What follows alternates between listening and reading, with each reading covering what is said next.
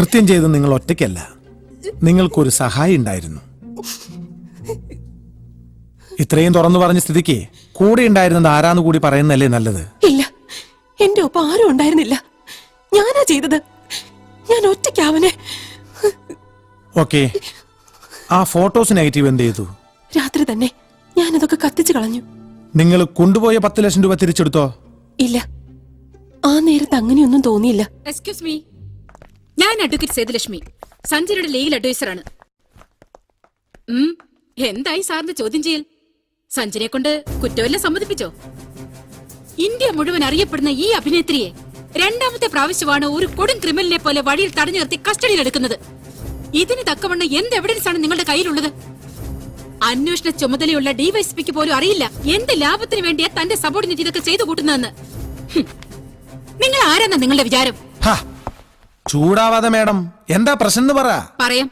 അതിനു മുമ്പ് നിങ്ങളുടെ മുഖത്ത് നോക്കി 4 വർത്തമാനം പറയണമെന്നുണ്ടായിരുന്നു. സഞ്ജനയുടെ മുൻകൂർ ജാമ്യം ഇത് കിട്ടാനൊരല്പം വൈകി. അല്ലായിരുന്നെങ്കിൽ ഇവിടെ നിങ്ങളുടെ മുൻപിൽ ഈ കുട്ടിക്ക് നാണം കെട്ട് നിൽക്കേണ്ടി വരില്ലായിരുന്നു. ഇത് വാങ്ങി ഇവിടെ ഇറക്കി വിടണം മിസ്റ്റർ. മുൻകൂർ ജാമ്യം മേഡത്തിന്റെ കൈ തന്നെ ഇരിക്കട്ടെ. ഇത് വാങ്ങണോ വേണ്ടോ എന്ന് തീരുമാനിക്കുന്ന മുമ്പ് ഞാൻ എന്റെ ചെറിയ ശീലം പറയാം. എന്നോട് 4 വർത്താനം പറയുന്നവരോട് ഞാൻ തിരിച്ചെട്ടു പറയും.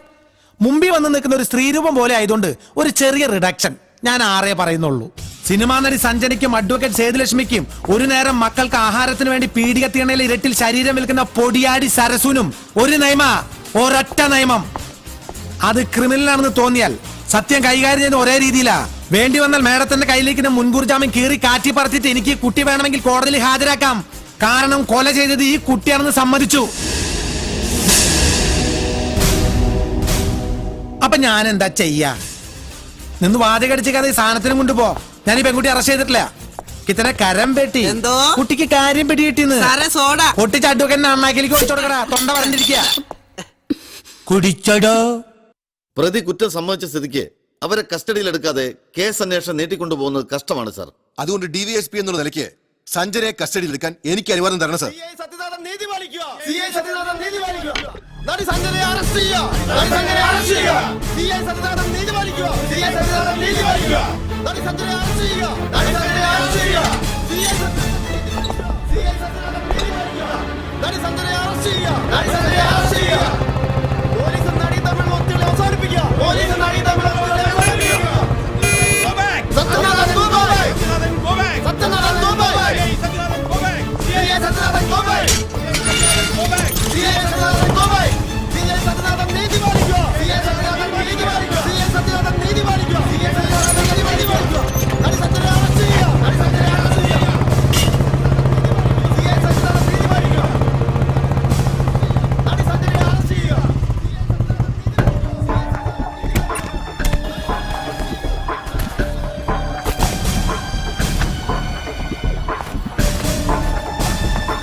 ജനം വയലന്റാണ്. ഇപ്പൊ ആര് ചത്താലും ഏതെങ്കിലും ഒരു പാർട്ടി ഏറ്റെടുക്കല്ലേ. മോളിൽ നിന്നുള്ള ഫോൺ കോൾ കാരണം എന്റെ ചെവി അടഞ്ഞു. എന്ത് എക്സ്പ്ലനേഷനാ സത്യ തനിക്ക് തരാനുള്ളത്? സാർ, പോസ്റ്റ്മോർട്ടം റിപ്പോർട്ട് അനുസരിച്ച് തലയിലേറ്റ മാരകമായ അടിയാണ് മരണകാരണം. അതുകൊണ്ട് തന്നെ സഞ്ജനയ്ക്ക് ഒരു സഹായി ഉണ്ടായിരുന്നതായി നമുക്ക് സംശയിക്കാം. അയാളെ രക്ഷിക്കാൻ അവൾ കുറ്റം സ്വയം ഏറ്റതാവാം. അങ്ങനെയാണെങ്കിൽ പോലും സഞ്ജന വിമൽ റോയ്ക്ക് നൽകിയെന്ന് പറയുന്ന 10 ലക്ഷം ഉറുപ്പിക അവിടെ പോയിന്നറിയില്ല. അതുകൊണ്ട് കൊലപാതകത്തിൽ രണ്ടാമതൊരാൾ കൂടിയുണ്ടെന്നാണ് എന്റെ നിഗമനം. ഹലോ സാർ, ആ കാര്യം തന്നെയാണ് ഞങ്ങൾ ഡിസ്കസ് ചെയ്യുന്നത്. ഇല്ല, നടിയാണെന്നുള്ള യാതൊരു ആനുകൂല്യവും കൊടുക്കുന്നില്ല സാർ. നഗ്നമായ നിയമലംഘനമാണ് CI സത്യനാഥൻ നടത്തിയിരിക്കുന്നത്. കൊലപാതകം ചെയ്തത് നടി സഞ്ജനയാണെന്ന് വ്യക്തമായിട്ടും അവരെ അറസ്റ്റ് ചെയ്യാതിരിക്കുന്നത് ഈ അമ്മയുടെ കണ്ണീരിനോട് കാണിക്കുന്ന അവഹേളനമാണ്. ഇതിങ്ങനെ തുടർന്നു പോകാൻ നമുക്കാവില്ല. ശക്തമായ ഒരു പ്രക്ഷോഭ പരമ്പര തന്നെ തുടങ്ങാൻ ഈ ആക്ഷൻ കൗൺസിൽ തീരുമാനമെടുത്തിരിക്കുകയാണ്. വിമൽ റോയെ കൊന്നത് സഞ്ജനയാണെന്ന് ഉറച്ചു പറയാൻ എന്താ കാരണം? ആക്ച്വലി ആ ചെറുപ്പക്കാരന്റെ കയ്യിൽ സഞ്ജനയുടെ കുറെ വൃത്തികെട്ട ഫോട്ടോസ് ഉണ്ടായിരുന്നു. ഞാൻ കണ്ടതാണത്. സിനിമയിൽ വരുന്നതിന് മുമ്പ് എവിടൊക്കെയോ അഴിഞ്ഞാടി നടന്ന കാലത്തുള്ളത്.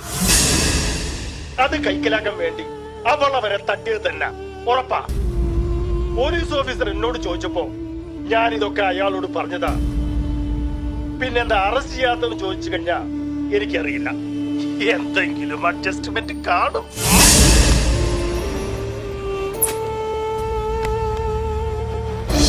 നടി സഞ്ജനയെ അറസ്റ്റ് ചെയ്യുക. പോലീസ് നടിയുമായുള്ള ഒത്തുകളി അവസാനിപ്പിക്കുക. സത്യനാഥൻ നീതി പാലിക്കുക. പോലീസ് നടിയുമായുള്ള ഒത്തുകളി അവസാനിപ്പിക്കുക. നടി സഞ്ജനയെ അറസ്റ്റ് ചെയ്യുക. പോലീസ് നടിയുമായുള്ള ഒത്തുകളി അവസാനിപ്പിക്കുക. നടി സഞ്ജനയെ അറസ്റ്റ് ചെയ്യുക. പോലീസ് നടിയുമായുള്ള ഒത്തുകളി അവസാനിപ്പിക്കുക. സത്യനാഥൻ നീതി പാലിക്കുക. പോലീസ് നടിയുമായുള്ള ഒത്തുകളി അവസാനിപ്പിക്കുക. No more explanations. പ്രതിയെ ഉടനെ അറസ്റ്റ് ചെയ്ത് കേസ് ചാർജ് ചെയ്യണം. സാർ എന്താ ഈ പറയണത്? ഇപ്പോഴത്തെ അവസ്ഥയിൽ കേസ് കോടതിയിലെത്തിയാൽ അത് തള്ളിപ്പോകും. പതിവ് പോലെ കേരള പോലീസിനെ കുറെ ശകാരിച്ചിട്ട് അവർ വേറെ അന്വേഷണ ഏജൻസി ഏൽപ്പിക്കും. അല്ലെങ്കിലും അത് തന്നെയാണ് സംഭവിക്കാൻ പോകുന്നത്.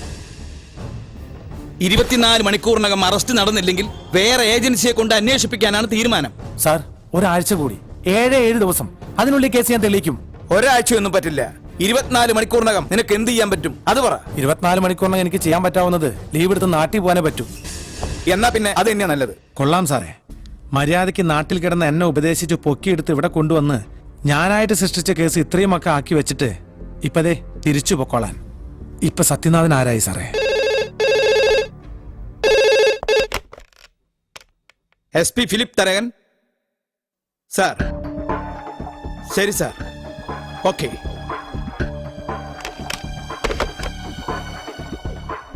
കേസ് CBIക്ക് വിട്ടുന്നു.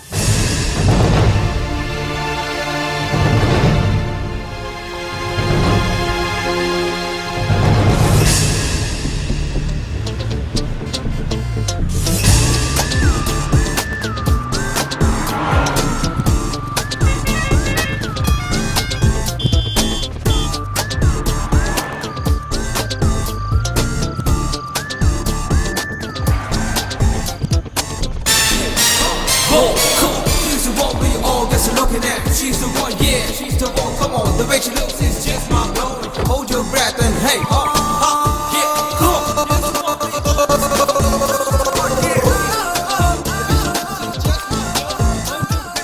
She's amazing. Let's turn her around and look at her say, hey, go over there, just look at me.